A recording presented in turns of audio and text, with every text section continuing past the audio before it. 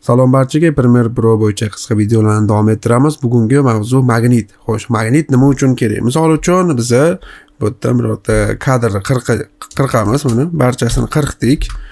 Ana endi barchasini belgilash uchun klaviaturadan A ni bosdim. Men A ni bosib chapga surdim. Yoki endi aksincha xuddi o'rniga qaytarib olib kelish uchun qaytarib olib kelayotgan paytimiz magnit bo'lmasa, buni ustiga chiqib ketib qolishi mumkin yoki biz uni yoniga rovna qo'ya olmasligimiz mumkin. Mana ustiga chiqib ketmasligi uchun salbiy mana qo'ydim.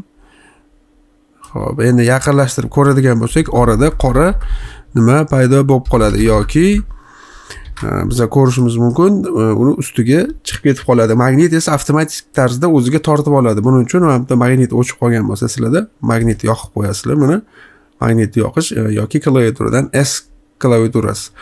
Magnit yoqib sekin olib keladigan bo'lsak, mana o'zi avtomatik tarzda yoniga tortib oladi va mana pastga qaragan uchburchaklar chiqadi. Mana shuning uchun magnit bizga kerak bo'ladi. Premiere Pro ZO'RU 2. Siz bilan montaj haqida jiddiy gaplashamiz. 53 ta video, 18 soatdan ortiqroq dars. O'zbek tilidagi birinchi mukammal to'liq darslik. Endi sotuvda. Batafsil YouTube kanalimizda.